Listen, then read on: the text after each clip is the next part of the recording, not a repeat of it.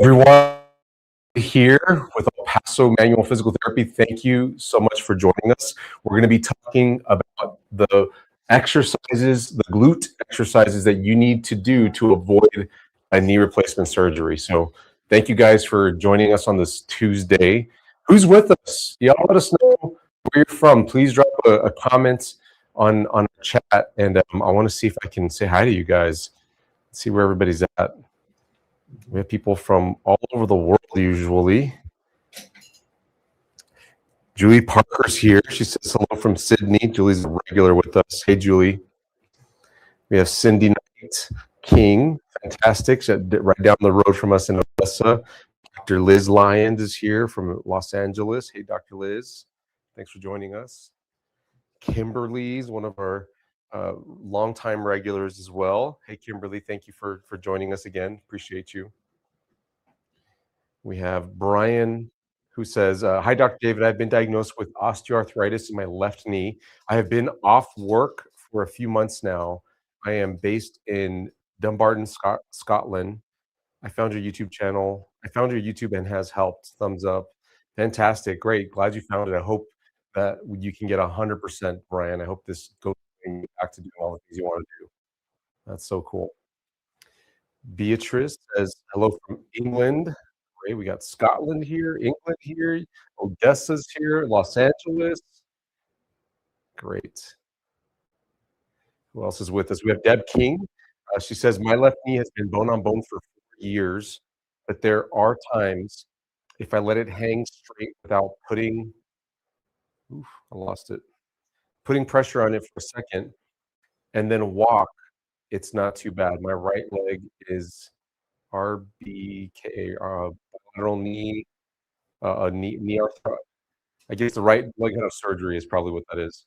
Cool. So, sorry you had a surgery on the right side, but the left side, it sounds like you probably need to offload it or depressurize the joint.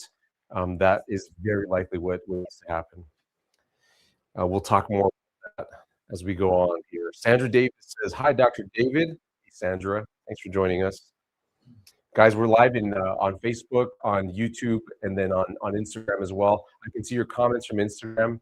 I can't see your comments from Instagram. If you want to ask a question or drop a comment on here so I can possibly answer it, please get on YouTube or Facebook. But for those of you guys that are Instagrammers, we're live there too. We have Francis in Italy. Thanks for joining us, Francis. Cool. We got several parts of Europe with us. Greece is here. How cool. I can't read that. Ella. I'll just call him L. L is here from Greece. Great. Lots of people here. Mina, I remember Mina. She says, hello, Dr. David. Could you please guide on activities and exercises that should be avoided in chondromalacia patella? Will I ever be able to climb stairs like before? To answer your question, Mina, there's lots of activities, and it depends on where you're at. So I'll use this chart just to give you a preview of that. So these are the phases of healing. This is for knee arthritis, but it's extremely similar. I mean, probably like 97% the same for chondromalacia patella. And these are the criteria for the phases. Don't worry about the criteria just yet. All I want to highlight for you is that there are phases, and depending on what phase you're in, you can do certain things, and you cannot do certain things, or you should avoid them anyway. And so to answer your question, without knowing what phase you're in, it's hard to know. If you're in phase 1, there's a lot of things you shouldn't be doing. Like you shouldn't be walking too much. You shouldn't be doing any strenuous exercise. You need to be calming it down. Phase 2, you need to be activating the right muscles, figuring out how to walk better. And phase 3 is usually when stairs come into the picture because you should have gained more strength. By phase 4, sorry, I think I was saying stages, but I'm talking phases. By phase 4, you should be getting back to virtually everything you want to do within reason. So it really depends on your specific situation. And yes, most people can get back to climbing stairs without any trouble, but it's all dependent on how well you can fix your muscle imbalance. Hope that helps you, Mina. Melissa Walton says, from Alberta, Canada, what does joint damage mean, and can it be fixed or healed? Usually it can be fixed or healed, and joint damage is very vague because without an MRI or an X-ray, and even an X-ray doesn't show things as good, it's hard to know exactly what parts are damaged. And, to get even more specific, it's possible that you have joint damage, or if we want to say osteoarthritis, loss of cartilage, thinned out cartilage, a meniscus tear, all that can be joint damage. Joint damage is a very big, broad term of which many things can fit into it. All of those things can be joint damage, like I said, meniscus tears, compressed space within the joint, compressed cartilage. There's all kinds of problems. But they can all be present on an X-ray, on an MRI, and you can feel fantastic. So don't get hung up on what an MRI or what an X-ray says, and I wouldn't worry about feeling like you can't make it better, because very often it does get better. So it can be healed, in other words. Hope that helps you out, Melissa. Glad you're here from Canada, Alberta. Rosa says she's in Shasta County, California. Fantastic. Another Californian is here with us. Deb King says, I have found you. Believing with faith and exercise, I can do it with you. Yes, let's do this. Let's do this, Deb. You got this. Caroline is in Salado, Texas. Oh, I've been through there. I think I went skydiving there, if I'm not mistaken, near Waco. Good, fun place. I'll just call you Am. Oh, Mary Lou from Cave Creek, Arizona. Very cool. Just down the road from us in Arizona. We're in El Paso. And then we have a Breathing Space who says, Stasia from Miami Beach. I'm on your meniscus program, phase 2 at the moment. Great. Fantastic. Thanks for joining us, Stasia. I hope that you get 100% better in your meniscus. Deb is in Northeast Ohio, United States. Fantastic. Who else is with us here? Lori Wilson, I remember you over in Ohio as well. Ohio is such a beautiful place. I've been there a couple of times. I went to Cleveland and Columbus, both beautiful cities. Cheryl from Pennsylvania. Hey, Cheryl. Thanks for joining us. And Mindy's here. I remember Mindy with her bangs, her beautiful bangs, back from Plantation, Florida. Great. Thanks for joining us, Mindy. And then Rosa says, I went to physical therapy and did a lot of it. A lot of the stuff you're telling us not to do, maybe that's why my knees are still hurting. Yeah, that happens a lot. Just keep in mind, most physical therapists out there are excellent at helping people after surgery, not so excellent, though, at helping people avoid a surgery, which is what we're focused on today. A lot of you guys are trying to avoid having a knee replacement or having some sort of knee procedure or a hip surgery or a back surgery, but you need to make sure that you're seeing the right kind of specialist or that you're getting the right kind of help, which we can provide here. Can't be with you in person, but we can help you over our live streams like this, over our programs, over our YouTube videos, our Facebook videos.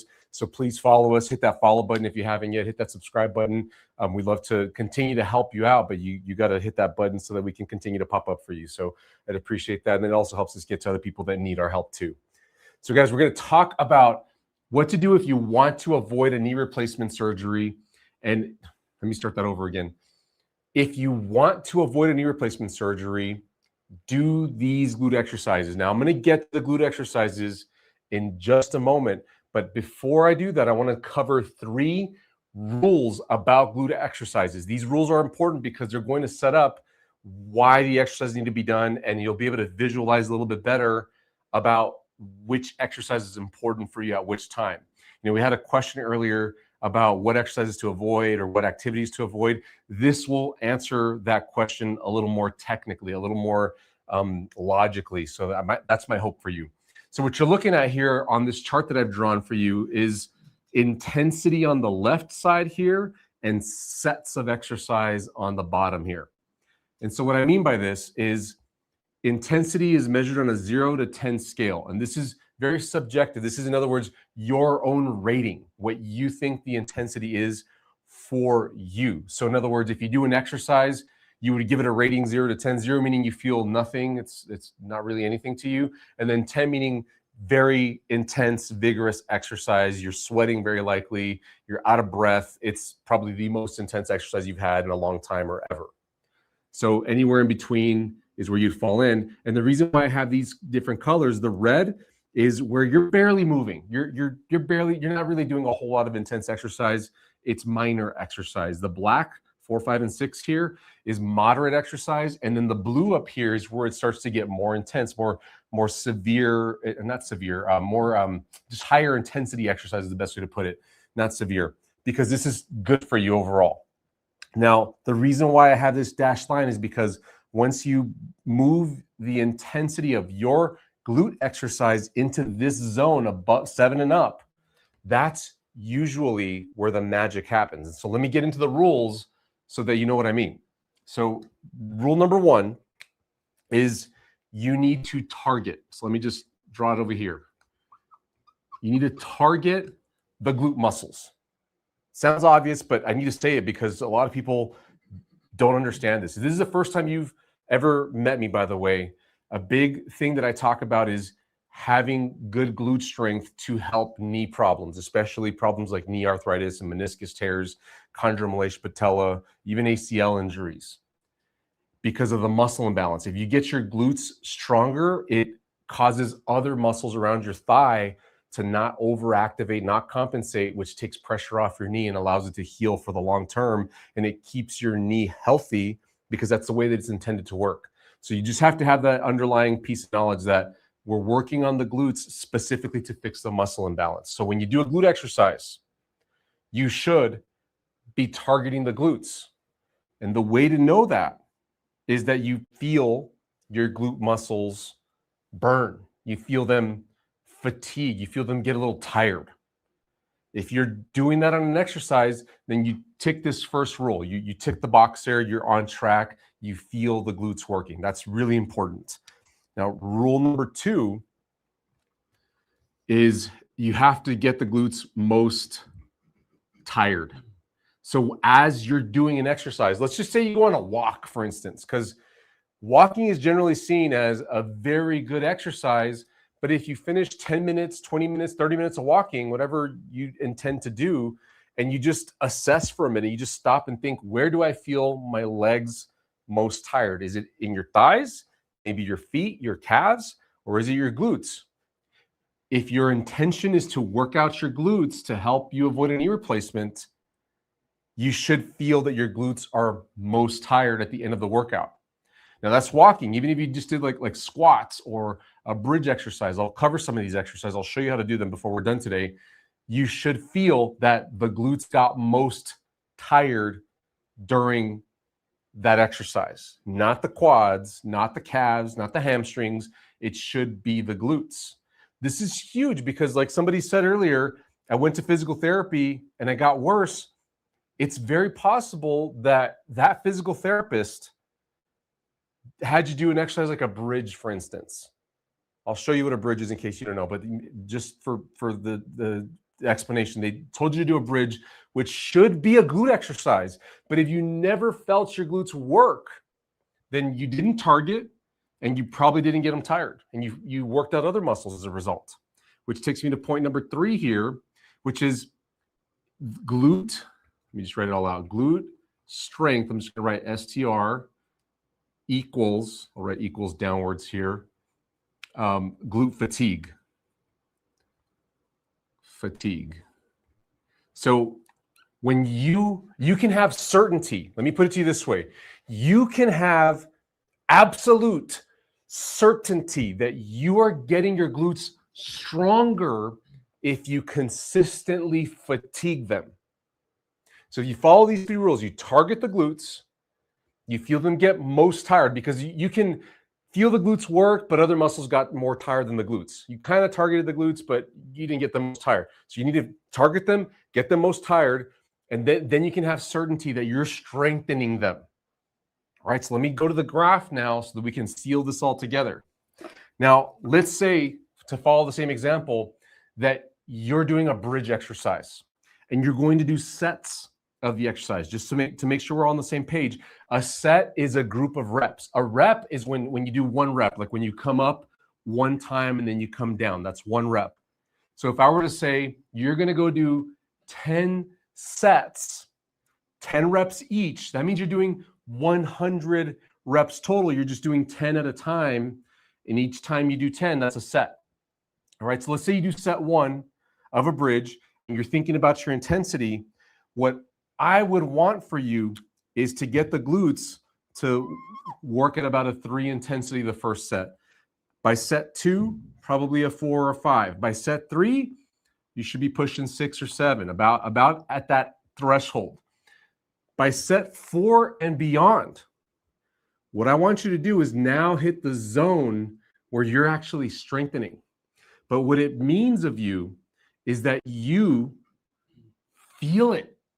What you should be feeling right here is the muscles getting very tired in your glutes. You might feel the muscles working. You might feel your quads, your hamstrings, your back muscles, your foot muscles. Other muscles will work inevitably. They have to. But you should be targeting the glutes. They should be getting most tired. And then you can have certainty because you're at this intensity, because you told yourself on a scale of 0 to 10, where am I at right now? 7, 8. Okay, then you're in the zone where you're probably going to be strengthening. And the rule that I didn't write down here, but I do want to mention it to you, is you should only continue to go into further sets if you're still targeting the glutes. Because what'll happen is you might not have a lot of strength in your glutes today. You will later, but today you might just be starting out on this exercise plan where you're targeting your glutes. And at set 7 or 8, your glutes run out of energy. And because what's happening at the same time is your quads are also getting a bit of a workout. Let's say the green is for glutes and the purple's for quads. And your quads are also strengthening too, and they're coming up higher, but you're targeting well, so your glutes are getting stronger than your quads, which is good. That means you're fixing the imbalance. But then comes a point where your glutes run out of gas and your quads take over. And now your quads are doing more work than your glutes. And if you're just forcing yourself to finish the set of 10 because you said, I'm doing 10 sets of 10, I'm doing 100 reps today, no matter what, I forced my way through this, but your glutes gave out. And what ended up happening with your glutes is your glutes started to fall down and you ended up here at the end. This is what happens that leads to that imbalance. This is what causes people to over-dominate with their quads. Big deal here. All right, so hopefully that makes sense to you guys. You might need to rewind this. You can rewind this live if you're with us right now and understand this, but the gist of it is you need to get your glutes into this zone up here above a 7 out of 10. This is research backed, by the way. Like, you have a pretty good predictor internally yourself. If you can tell yourself 0 to 10, what's the intensity of exercise? Because it moves with you. Because as you get more fit, your intensity tolerance grows and it still expands to that 0 to 10 scale. If you're less fit right now, if you're less in shape, in other words, a 10 might be relatively low versus if you worked out for 2 months, 3 months, a 10 might be a lot more than what you can do right now. So it works. It like follows you as you get more fit, more strong. But the idea is you need to constrain yourself to getting those glutes stronger. And then once you hit this point where your glutes aren't working as much, you don't feel the glutes, you're not targeting anymore, you're not getting the most tired, then you know that you're not strengthening them anymore and you need to stop. This person right here, if this was somebody's graph, you should have stopped at 8. Maybe you started 9 and felt your quads working more. You shouldn't finish that 10 reps. And you need to be okay with telling yourself, I did 92 reps today. I did 8 sets. I started the 9th and I only got 2 sets in, but I felt my quads taking over and my glutes were done for the day. That's it. Now, later on, when I come back to this exercise, tomorrow, whenever that is, you go through this process again. And over time, you'll begin to get those glutes to activate better for you. And you'll be in a good spot. All right, so those are the 3 rules of glutes. I'm going to get into some exercises. I'm going to keep referencing this chart. I might redraw a couple parts of it as well. But are we good to go into exercises? Do you want me to answer some questions first? I think it's a good time to answer questions because you guys, I want you to understand this. So ask me questions about this, and hopefully it makes some sense to you guys. Julie says, I can't get to 3rd stage because the pain sets into early. It has improved a little, but not enough. Oh, I can't get to the tired stage because the pain sets in too early. Yeah, this is good. So if you get pain, because this didn't account for pain. I love this, Julie. Let me redraw this. This right here, what I drew, would be ideal if you're in phase 2 or phase 3 of our knee arthritis recovery program. If you're in phase 1, then these rules still apply. Let me just redraw this for you because it's going to make more sense if I just start you over. You need to start with just activating the right muscles. And where you should be, what you should constrain yourself to is stopping when you lose control. Just to draw that again, what's likely going on, Julie, is you're trying to activate your glutes. That's the green line. And say you're getting it there. Quads are also activating. They're probably pretty close to the green line. And then by set 2 or 3, say you go a little higher there, your quads begin to overcome your glutes. They start to go farther. The purple's the quad line on the intensity scale. And then after that, glutes don't do much more. And in order to continue the exercise, you have to work more with your quads. And if you continue, there comes a point where your joint, your knee, your hip, whatever the problem is, it begins to get overcompressed, then irritation sets in. So to show you the model, just for everybody that hasn't seen this before, here's a knee. Quads are the front of the thigh muscles that connect to the kneecap right here. There's a kneecap. And then glutes are back in the hip. Actually, can we go to the whole skeleton? Just so you guys can see the full thing. So this is the right knee. So if your quads are overtaking the exercise, whatever the exercise is, walking, bridges, squats, cycling, and you don't have good glute control back here, they're not strong enough, then as you get more intense in your exercises, you go to the next set, your glutes run out of steam, they run out of energy, and now your quads have probably been over dominating, so they're going to work extra. And because those quads attach to this kneecap, and then I'll show you on this, this is the quad tendon. So there's a kneecap. Then the tendon continues down here and attaches to the shin bone. When these muscles get overused, and it starts to compress the joint in on itself. The kneecap gets smashed into the thigh bone, and then that shin bone gets pulled up into the thigh bone as well because of the connection right here. So it starts to compress, and it's because you're not using your glutes enough. And it's probably because your glutes aren't strong enough yet. Key word is yet, Y-E-T. They will get stronger, but you have to put in the work currently to only let yourself work the glutes enough to get them to activate, to get them a little tired without getting the quads tired. So come back over here. In this example that I drew here, you should stop about right here. That's your stopping point, because as you get into the third and fourth set, your quads are really doing a lot of work. So there's a lot of compression happening in your joints, and now you're irritating it. The thing is, when you're in phase 1, and because you're early on in your sets of exercise, whatever the exercise is, you probably still have, like, mentally you're thinking, I could do more. I didn't even get tired. I just warmed up. I'm in 0 to 3 right here. And if you force yourself to do more, you'll think you get that feedback of, now I'm getting a workout. Now I'm starting to warm up. Now I'm starting to sweat a little bit. Now I feel some muscles working. But you're adding compression to your joint, and that's not good. So what would be better for you, and we teach this in phase 1 of the knee arthritis recovery program, which it's available free to you guys right now. You don't have to log in. You don't have to get an account. You don't have to pay a dime. You just go to the website. We'll flash it up here somewhere. There it is. Go to that website, and you can start the knee arthritis program right now, phase 1, for free. We talk about this in phase 1. What you should be doing is 1 or 2 sets hourly. Because if you just do 1 or 2 sets, you're in that safe zone where you're not irritating your knee joint.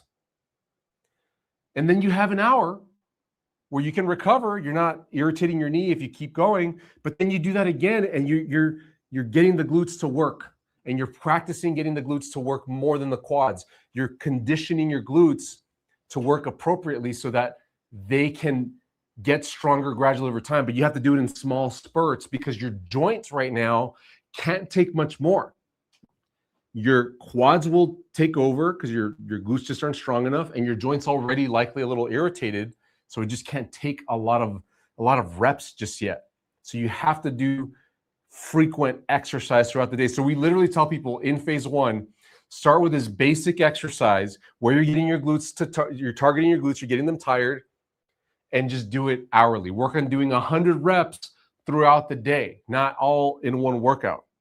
Not all in an hour or half an hour. You're trying to do 100 reps, 10 reps at a time as you're awake throughout the day.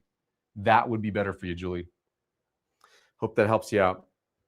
Guys, I want to let you know that our helpline is open right now. So if you have a question you want to ask me over the phone, I'd love to help you out. The number is right here. It's 915-200-4159. We are live right now taking calls. So give us a call and we'll see if we can get you on. I'll be able to help you out over the phone. Fantastic question, Julie. Kimberly next says, the flexion in my knee is only about 95 to 100 degrees. When I do bridges, I feel a tightness over that knee. Yeah, that's going to be tough to do a bridge with that much motion because you're probably going to need, you're like at the end of your motion already. So because your knee joint doesn't want to bend much more than 100 degrees, where did I leave it? So this is about 90 degrees right there, and that's about 100. That's at the end of your motion right now, and you might need to go a little bit more. So you could just see how the kneecap right there gets compressed. Everything's going to get compressed, so it's going to likely cause some issues at the knee joint. So what might be better for you is to do a different exercise that still targets the glutes. A good one is a mini squat, which I'll talk about in just a minute, Kimberly. Great question. Mindy Gross says, is it more productive to squeeze and hold or contract frequently? Excellent question. It depends where you're at. It depends where you're at in your muscle control. If you're having trouble flexing your glutes and only your glutes activate, like if your thigh muscles also activate, then you need to work on the holds. If you can't isolate your left and your right glute apart from each other, if both want to activate when you're just trying to activate one, then you need to work on the holds. I would not go to contractions, what did you call it? Frequent contractions, unless you have excellent certainty.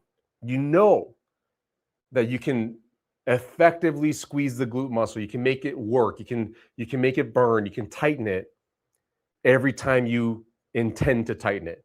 If you're a little shaky on that, if you try to tighten and other muscles tighten, you need to be working on the holds. You have no business doing frequent contractions just yet. And usually that takes a week to a month. It just depends on the severity of your muscle imbalance. Good question, Mindy. Who's next here? We have a lot of comments coming in. We have a lot of viewers right now. Thank you, everybody, for joining us. We have our Katie, who says, I did a bunch of those glute exercises on one day for hip trouble. It triggered peri something, big pain where butt and thigh can, piriformis, I think. Yeah, you might have just overdone it. You got to be careful with this stuff because, even a good exercise can be harmful if you do too much of it. And so that's what I was talking about here. You probably overdid the exercise. And I know you didn't compensate necessarily because you felt your glute muscle or the piriformis muscle. I say it because it's hard to know exactly that it was a piriformis. It could have been just the glute. You could have irritated the nerve. You could have irritated the joint. There's a lot of things back there. But the fact is you did a lot in one day and usually need to ramp it up. It's just like if I were to tell you, it makes sense if I were to say, hey, you're going to start training for a marathon? All right, go run 26 miles now, having never run even 1 or 2 miles. You ramp up. You start with a mile or two, and you do that for a few weeks or a couple of weeks, and you work up to 3 to 4 miles and so forth. You keep going until you eventually, over months, get to the point where you can run 20 plus miles and then accomplish a marathon. So just be careful. And even though you might be thinking, well, that's running a marathon, I'm just trying to tighten my glutes, I'm just trying to do some bridges, it still applies. You have to ramp this up gradually, otherwise you can hurt yourself. All right, we have Cindy Knight King, who says, best position to work on glutes? Question.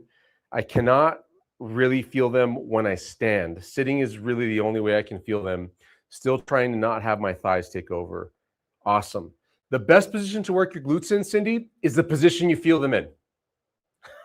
That's as simple as that. So if you feel them when you're sitting, great. Keep working on that. And then if you know that you can't really get the glutes to activate in standing or maybe other positions like lying down, lying on your back, lying on your stomach, depending on what position you're in.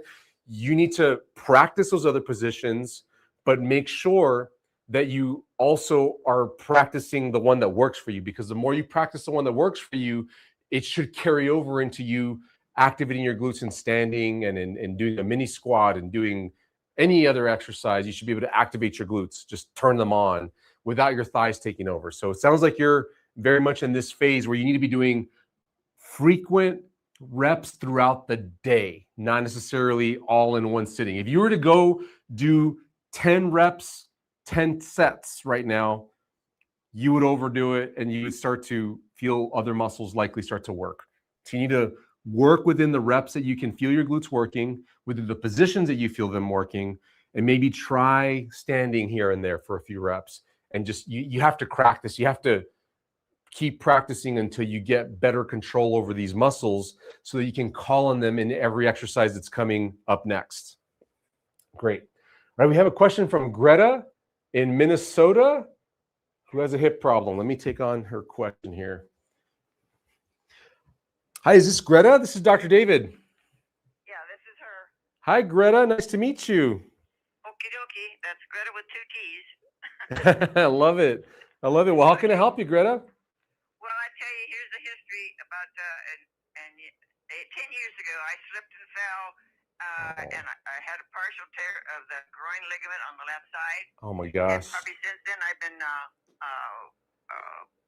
favoring or, paying attention to that and walking differently. Mm-hmm. So anyway, now we're at this stage where I've been going to the chiropractor quite frequently, and he's been pulling my leg and all that stuff. And then he said, well, we're not making headway. So he took an x-ray, and by golly, there's a lot of arthritis in that, that femur head. So he sent me to an orthopedist, surgeon, and he took a look at the x-ray, and he just was astounded. He gasped. Yeah. And he said, oh. Anyway, so it is collapsing, and it has blisters on there, so he said you need a total hip done. Okay. So, I said, what stage is it? He said, stage 4+. So there you go. 4+. He made up a new stage, 4+. Yes, there's no such thing as 4+, but mine is. Right. Okay. Well, how is it feeling to you? Do you feel, are you able to walk? Are you able to get around? Well, yeah, I do the chores and everything. It's a little harder in the morning. I use a stick, like a cane. Yeah. And it doesn't. The hip doesn't hurt. It's just the groin sometimes still does. So I took a Tylenol, not a Tylenol, but acetaminophen or whatever, and that kind of holds it at bay. But yeah. So, and apparently I have no glutes because my husband always accused me of taking no acetol pills. Oh. Well, there you go. That's the history, and that's the up to date. Gotcha. This is good. This is good information. So you hurt your groin muscle, the tendon, 10 years ago after you fell. You went to the doctor, the chiropractor. They found arthritis in your hip. The orthopedic surgeon said it's stage 4+, but you're able to stave off the pain with acetaminophen, with Tylenol, essentially, and you're able to get around with a cane, and you know that you don't have glutes, as reminded by your husband. So sounds to me, Greta, like you know what's going on here. You got to get the glutes going. The good news, the good news is you know you don't have glutes, so that solves that. You know where to work. The other thing is, if the pain isn't that bad that you don't need high power pain medications and injections to get by, then the only thing left to figure out is how's your motion? Can you bring your knee up towards your chest decently? Let's see. Okay, if you're sitting. It's harder than the other one. Okay. I can bring it up, but not all together up. I have to assist myself with getting my sock on. Yeah, I can't get it as high as I want it. That's okay. And even if it hurts at the end, that's fine too. But would you say that your left side is about 80% or better of the motion compared to your right side? Yes, and I think the leg is a little smaller too in diameter. Yeah, so you probably lost some muscle. So if you have decent motion, that to me, Greta, tells me that your joint, even though it looks terrible on the x-ray according to the doctors, it's working for you. It moves. It has some motion in it. That's a good sign. Here's how he tested me to indicate that I don't have any motion. And he grabbed a hold of your knee as you're sitting. Yeah. And then he swung your lower legs to the right and to the left. Yeah, he moved it in and out, or maybe rotated it. Yeah, they do that. But think about it. To walk, you just need to move your leg forward and back a little. And that's probably, a main motion that you do every day. And so if we can improve that by getting your glutes stronger, you're probably going to gain motion in other areas. At the very least, if you get more glute strength and you feel better, like you don't need the cane anymore, you don't feel like you need to take acetaminophen or any medications anymore, I think that's a huge win. I think that's fantastic. That's worst case scenario. Best case scenario is you feel 20 years younger and you got your glutes back and your husband tells you about it. Well, he just died, so he's not going to say a thing anymore. Oh, I'm so sorry. I didn't catch that. I didn't mention it, but yeah, he just died. So. Oh, sorry to hear that. Yeah. Well, you would be able to know. I'm sure you got family members, or you yourself could take a look in the mirror and tell that your glutes are getting. But more importantly, you're going to feel like you're moving around better, like you're stronger. Yes, and I do, and I'm listening to your programs. Yeah. And on the YouTube, and I know how to make one glute work and then the other work. Good. I've got that sequence going. Yes. That's a huge help. Yes, and many spots. Yes, I can do those. Great. Yes. Good. It sounds like you're starting from a good foundation here. Then you just need to put in the time and reps. You just need to get obsessive about making your glutes work all the time. And then before you know it, here in a month or two, you're probably going to feel like you need the cane less, don't need medication. Okay, I only take that medication, probably about after I got half the day done, like now, and I've been, out raking the yard and feeding the chickens and doing all the chores. I have a big farm and I'm doing all the chores. Oh, you're busy then, yeah. Yeah, and so whenever I'm sitting, I do what you do, squeeze glutes. Yeah. One and then the other, doing it mentally and physically. Yeah. But on the X-ray, it looks like that my muscles, my quads, are trying to pull the femur head out of place. Mm-hmm. That's what it looks like.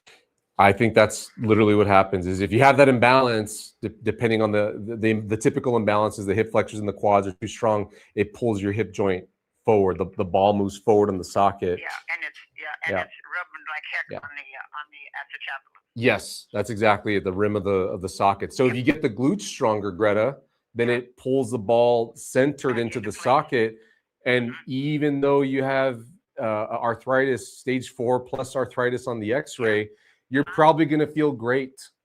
We see this happen all the time. And there's research to show that you can have stage 4 arthritis and feel no pain and get around just fine. So I think that's what I need to hear. Yes, ma'am. Oh my gosh, I'm doomed. Oh yeah, no, and the surgeons don't like to talk about that research because, it doesn't help their case. Right. I know. I'm a registered nurse and I worked a lot with all this. Oh yeah. So if you know your way, if you know your way around the research, you could Google. By the way, anybody watching right now, you can Google, "Can you feel no pain and have stage 4 arthritis?" and you will find the studies right away that show that that's the case. That it does happen. I don't do Google and I don't do any of that stuff. I just do a telephone. So I try to keep myself in the background. Yeah, gotcha.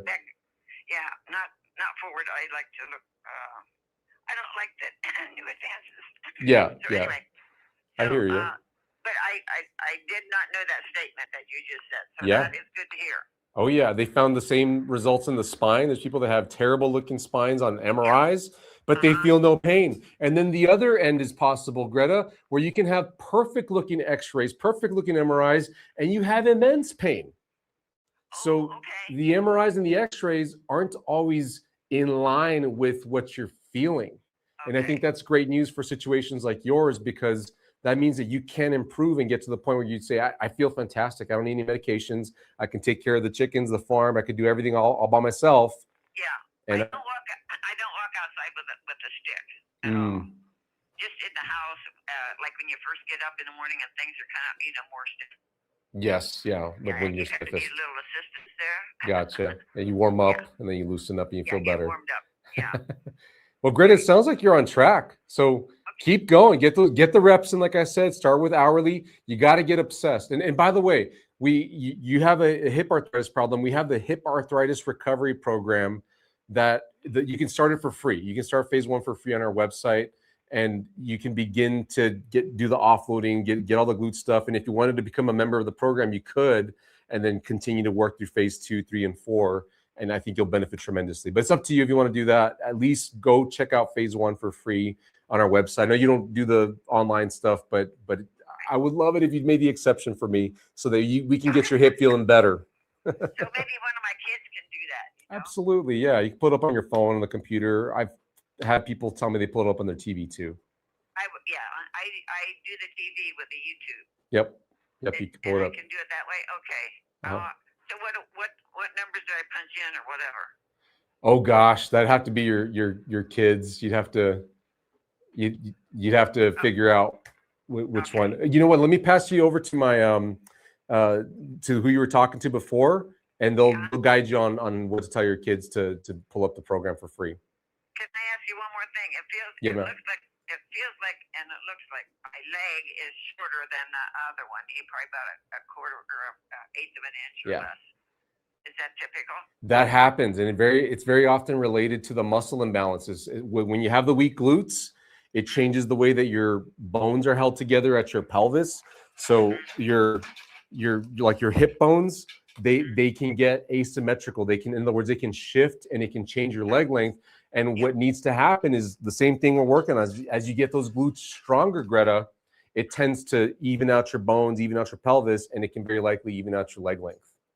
Okay, and my chiropractor indicated also this past summer, this past year. Yep. SI joint was. It is related to the SI joint. Yep. And so if you're seeing the car, go ahead. I'm wearing an SI belt. Gotcha. Yeah. So they're managing your SI joint, it sounds like, which is what I would do as well. But the only difference, I don't know what your chiropractor is telling you. What I typically say that's different from chiropractors is I'll say you got to work those glutes, because I can do a manipulation and like what a chiropractor does, an adjustment, and get your SI joint to be better aligned. But it's going to fall right back out of alignment unless you have the glute muscles to support the alignment.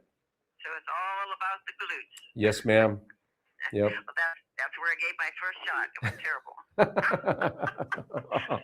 I tell you, I was so scared to get my first shot. The patient, I'm going to tell you this little story. I was in nurses training, and I was so scared.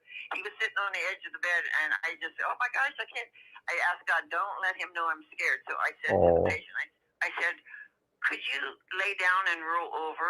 And he said, I can bark too. And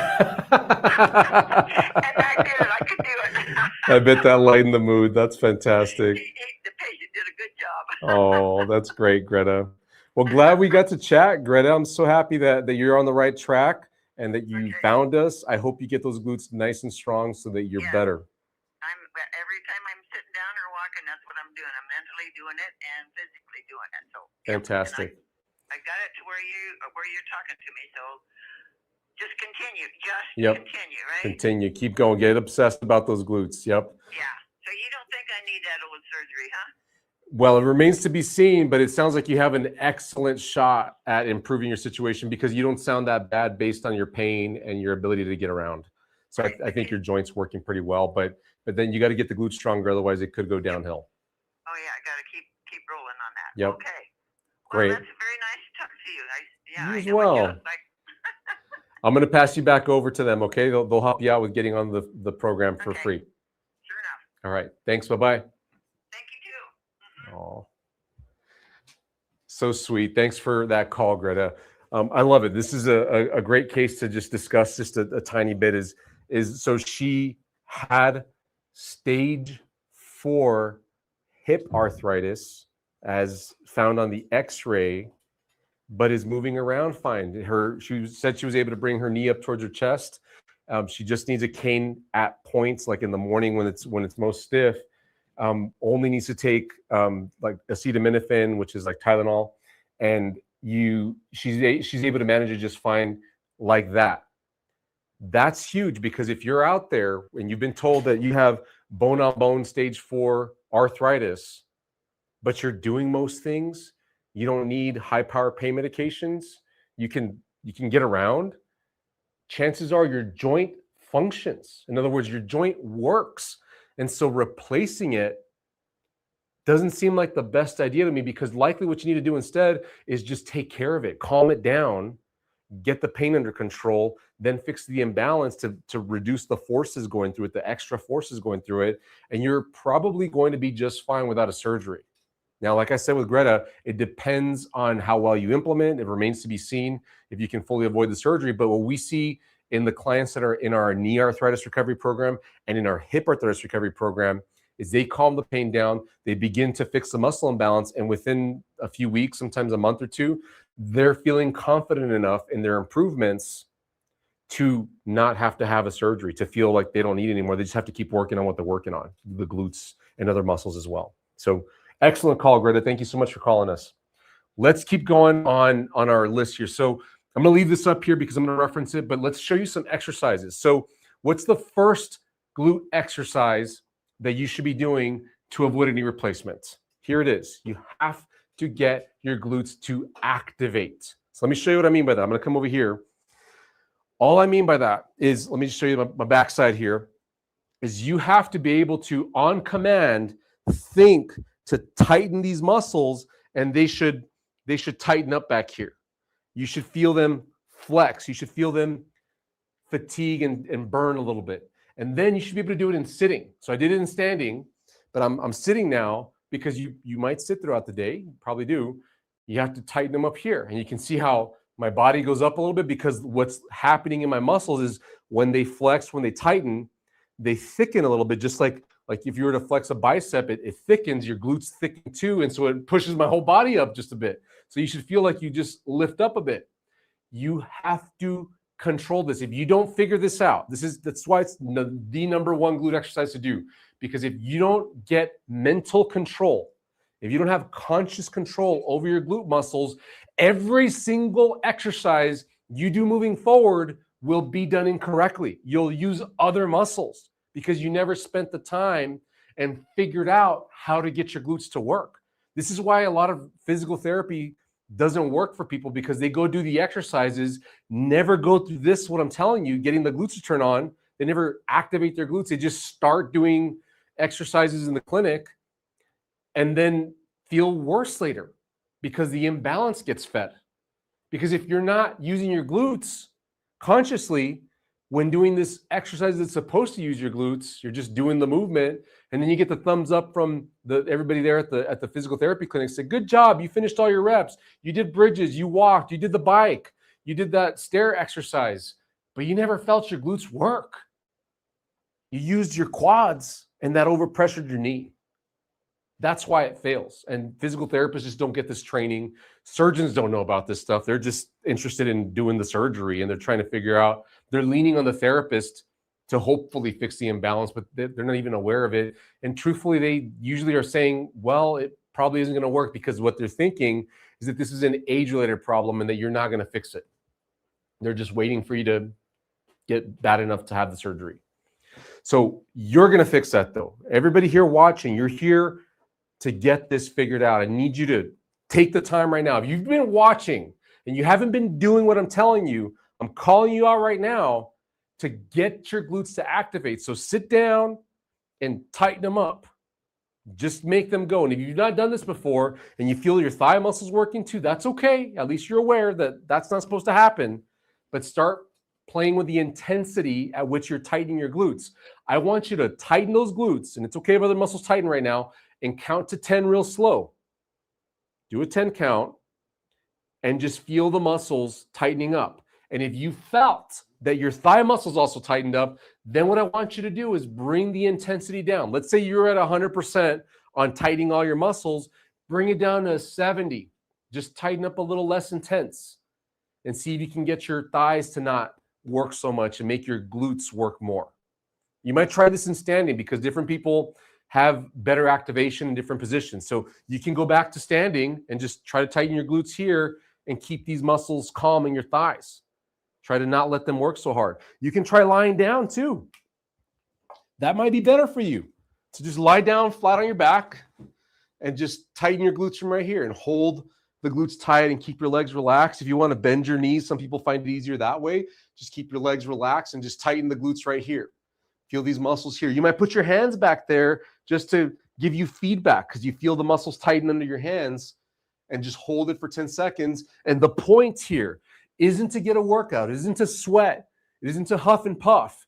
It's to get mental control over your glute muscles, the butt muscles, so that you can be prepared for later exercises that are really going to push your strength up. But if you don't figure this out, everything else is going to fail. And no one in the healthcare industry is talking about this. All of you guys that have been to physical therapy, it's rare. If you have, you're lucky. But most of you guys probably haven't been told this. The surgeon isn't aware of this. Nobody's telling you that. They're pushing medications and injections and let's get surgery done eventually. This is, in my strong opinion, the cure for knee arthritis. It's you figuring out and consistently using your glute muscles. You've got to, and just start with glute activation. You've got to just start to activate it. And then, like I was telling Greta, you need to get obsessed. What I mean by that is 10-second holds frequently throughout the day. What I would encourage you to do is 10-second holds. So tighten up for 10 seconds, count to 10 real slow, and then relax for a moment, and then do it again, 10 seconds, and relax, and do it again. Do 10 reps like that. And do a set of 10 reps every hour, every 30 minutes, as often as you can without setting off any pain and without over-activating other muscles. And then play with the intensity. And the goal, if you had to lower the intensity, that's okay. If you had to even go down to 10% glute activation, that's fine. But the goal would be to climb it up to 20, 50%, eventually 80 to 90%. If you're above 80% intensity of glute activation before your thighs work, that's usually a good place to be, and you're ready to start to move into other exercises. But first, make sure you spend adequate time to get conscious control over your glutes. I hope I've driven the point home, guys. You need to get your glutes active. Sorry if I look angry. I am. I really am angry because I think so many knee replacements out there are unnecessarily done because someone didn't walk that person or that individual didn't go through the education necessary, what I'm giving you here, to just figure out how to fire their glutes. And I can't tell you the number of people that I've talked to that have had a knee replacement. Some of you guys are out there. Never thought to fire your glutes. It was never something on your radar, never mentioned to you because healthcare professionals don't learn this in school. And now you're dealing with knee pain after the replacement. Or you're dealing with arthritis in the other knee and you're trying to avoid the second knee replacement on your other knee. And then you start doing the glute stuff that I'm talking about and you actually improve. So unnecessary in a lot of cases. There are cases, I do have to stress that not every knee replacement is unnecessary. I do believe that there are some that it's very appropriate for you to have it done, but I think the vast majority of them can be avoided if you just get your glutes to activate. All right, next exercise. Let's talk about bridges. So once you get your glutes to activate, great. You pass that landmark.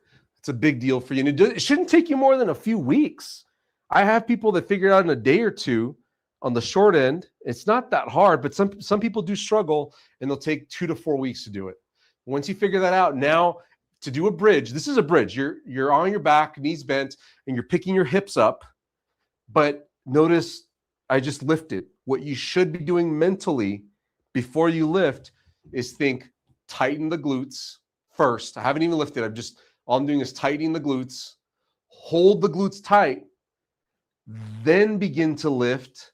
And I lifted just enough to get my hands under there, so maybe an inch or two. And I'm going to hold here for 10 seconds. And what I'm thinking about is making sure that my glutes are working, that they're starting to burn, that they're starting to feel it back here. I feel other muscles working, but not as much as my glutes, because I am thinking hard about making my glutes flex, making them tighten so that I make them work. I'm following those rules that I talked about at the beginning. After 10 seconds, you can come down, and then it would be okay for you on this next rep to go up a little bit higher, but follow the same rules. Tighten the glutes, then pick up the hips. You can go higher. You just don't want to go so high that other muscles start to work, because that's what will happen. If I'm trying to really bridge up as much as I can, I feel my hamstrings kick in and I feel my back muscles kick in, and my glutes aren't working as hard anymore because other muscles are working.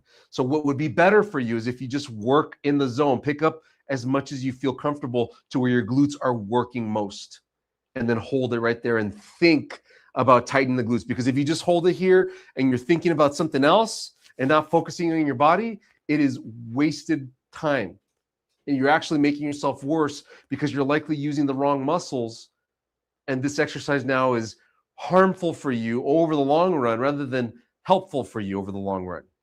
So let's make these exercises beneficial for you. Tighten the glutes, then lift. Find the zone where you're comfortable using your glutes most. Hold it for a 10 count.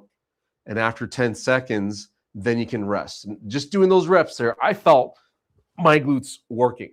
But on a scale of 0 to 10, going back to the intensity scale, the first few reps were in this zone. The next few reps started to get to this zone. I was not in the 7 yet. I would have to probably get to set 7, 8, or 9 to be in this zone. But that's me. I run for miles and I pick up weights.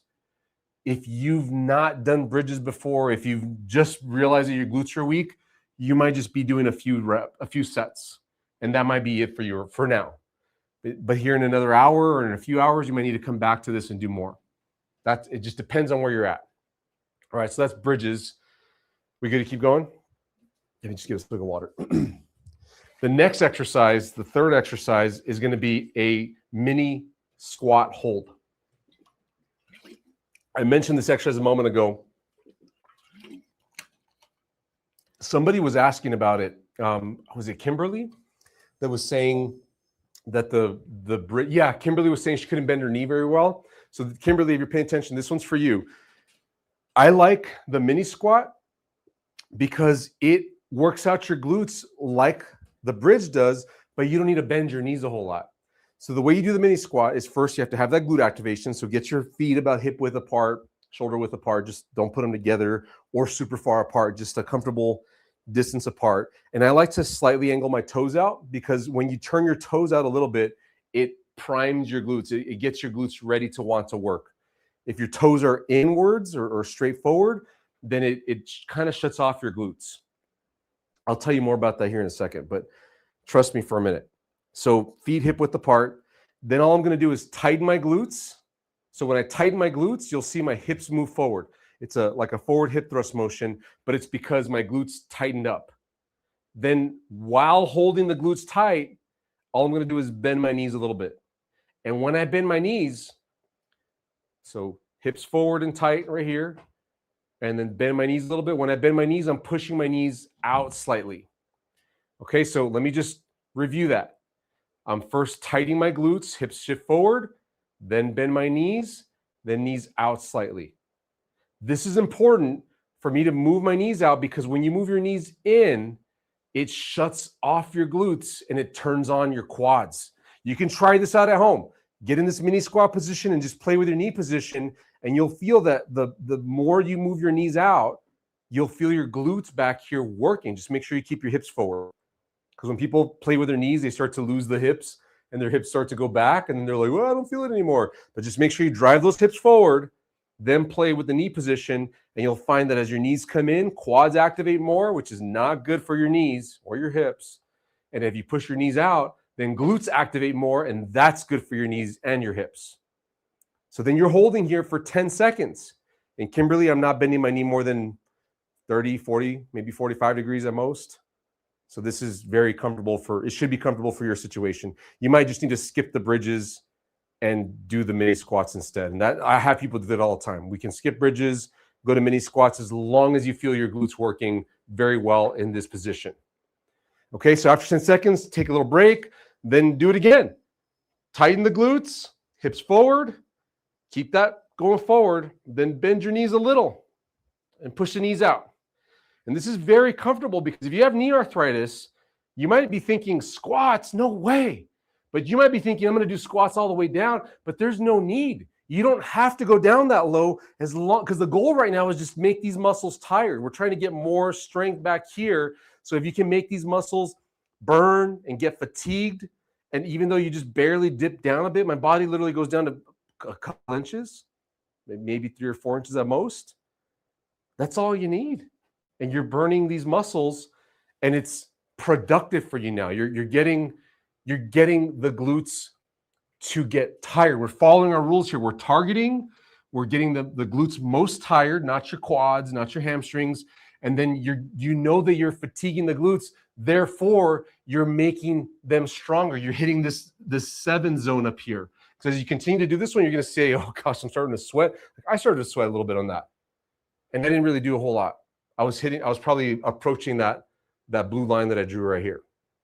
So guys, mini squats are a secret weapon that you can use to get your glutes very strong. I have people only do mini squats and never progress or squat more than the drop that I showed you and heal their knee arthritis to where they feel zero pain and they're very active again.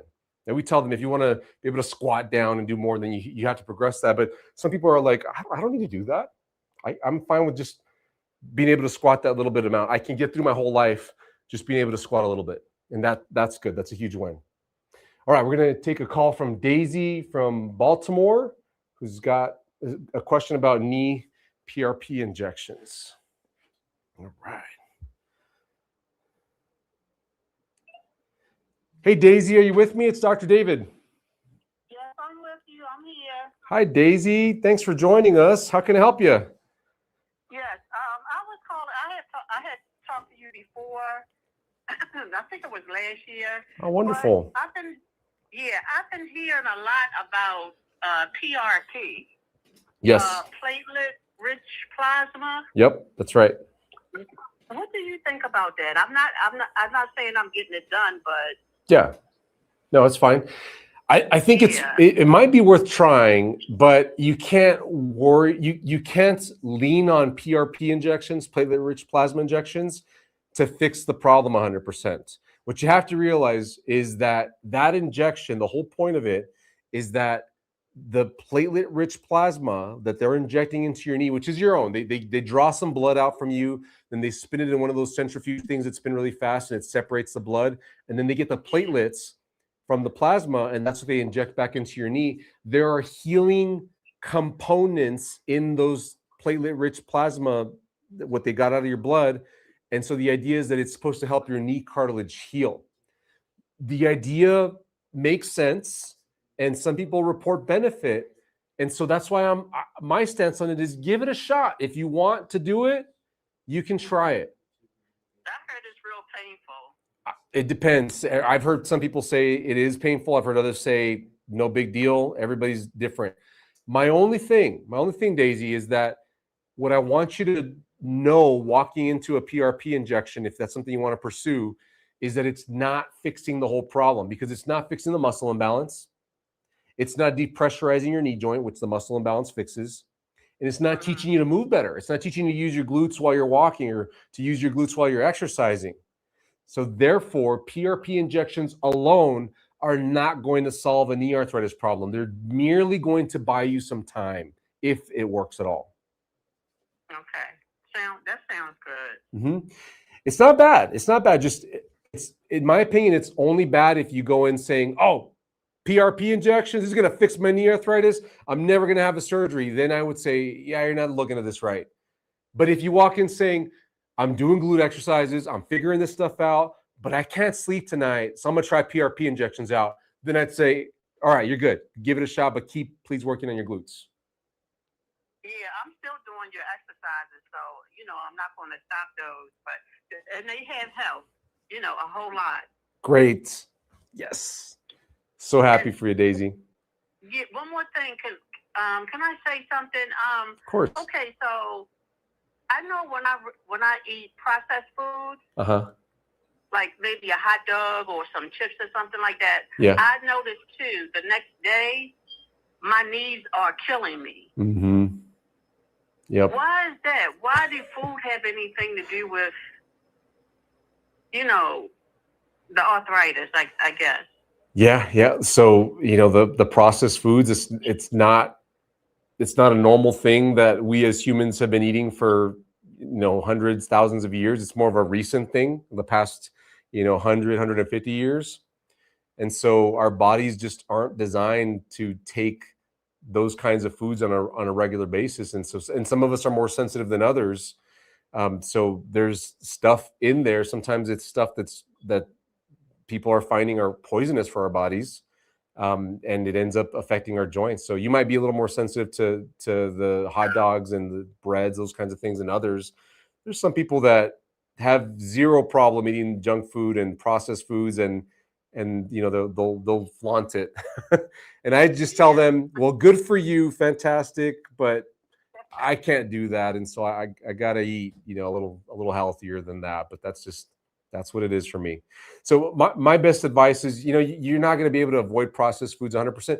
There's even healthy processed foods. Like if you have a protein shake or a protein bar, very processed.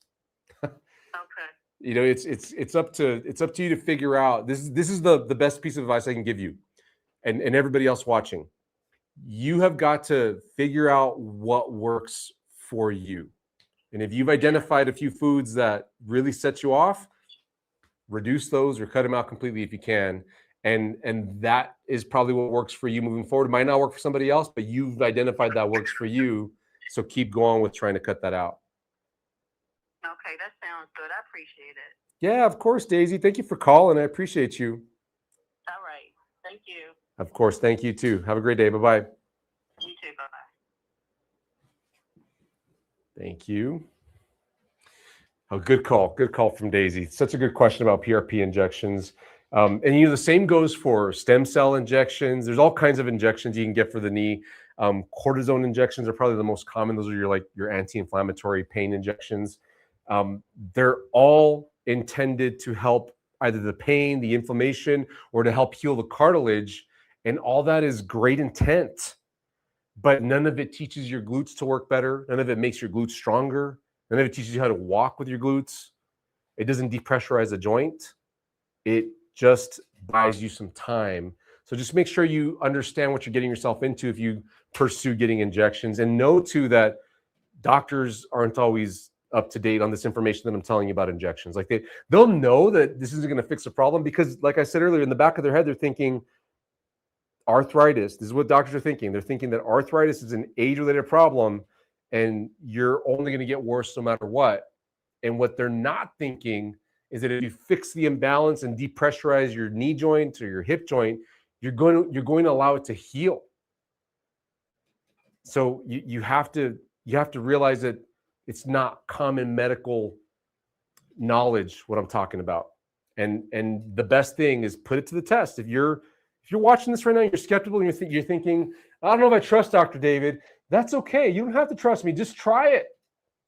Try activating your glutes. Try the bridges. Try the mini squats. Go try our phase 1 for free. Go to our website, and all you have to lose is maybe a little bit of time. You're potentially going to get better.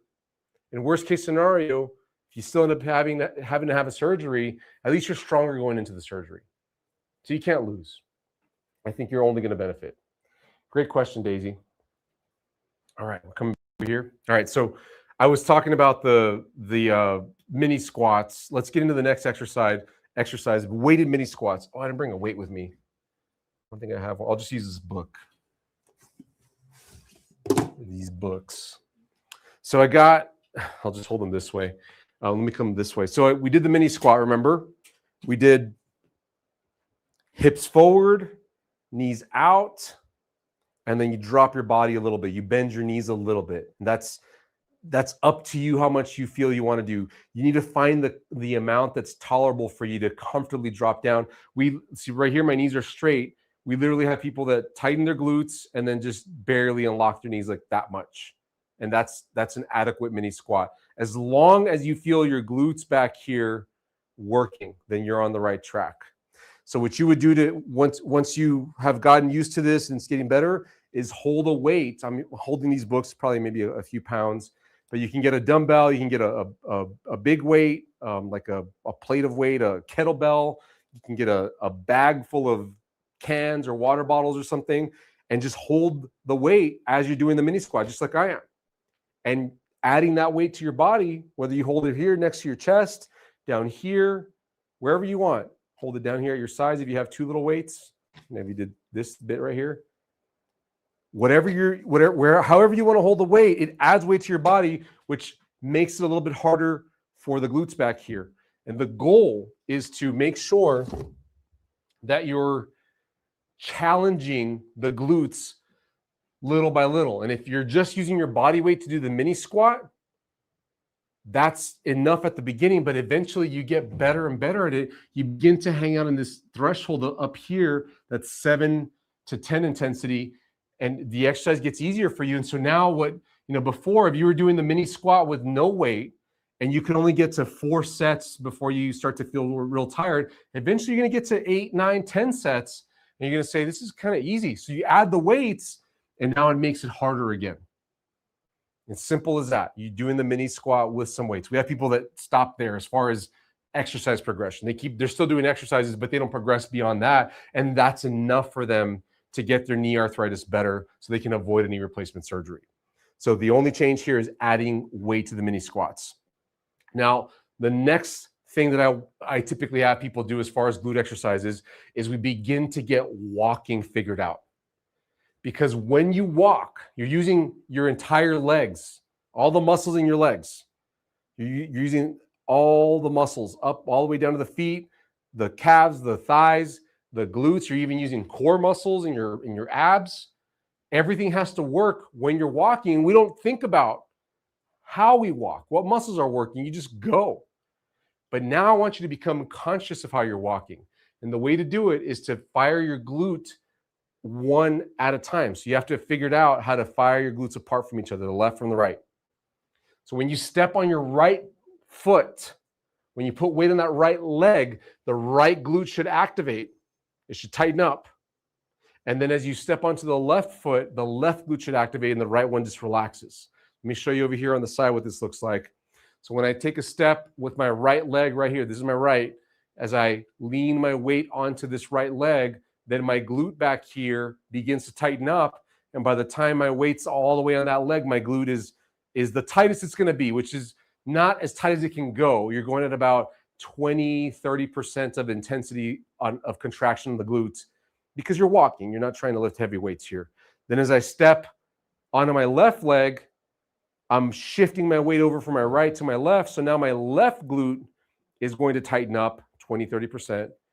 And then as I step onto my right leg, this side relaxes, my left relaxes because I'm shifting my weight off this side and I'm moving over to my right again and tightening this side. So in real time, what this looks like is right side tightens, left, right, left, right.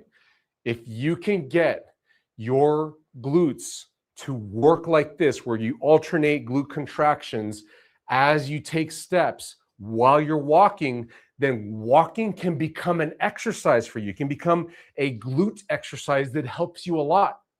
Because think about it. Right now, I was telling you to do glute activation, which you can do frequently throughout the day because you can do it in standing and sitting, but you can't really move while you're doing it. You have to stay in one spot. Then you move into the bridges, which you have to lie down for that one, but it's a very good exercise to do. Then after that, you move into the mini squats, which you have to stay in one spot as well, and you have to really concentrate hard. Then you add the weights to the mini squats, but now we're on walking. Walking you do all day. You get up out of bed and you walk around your house. If you're working, you have to walk to work. You walk to the grocery store. You walk to appointments and meetings and family, and you walk to things. And if you can turn in all those steps that you take throughout the day into an exercise where you're using your glutes most of the time, it is super helpful. The people that we have going through our knee arthritis recovery program that are doing this religiously, they're really obsessing over walking with their glutes. We call it a glute walk. The people that are doing the glute walk, they are getting the most benefit. They're feeling amazingly better.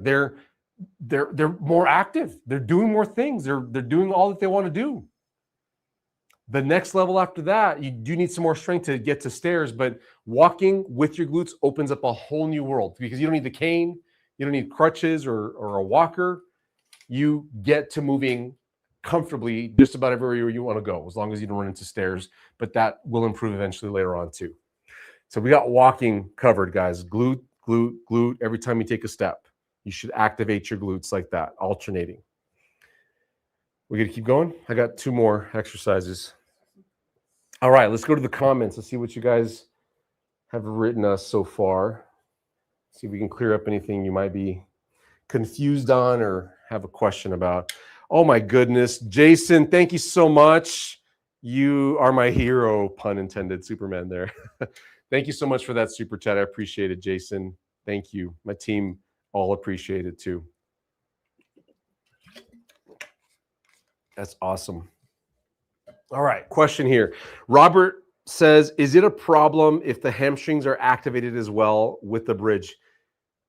If the hamstrings are working as much or more than the glutes, then it is a problem.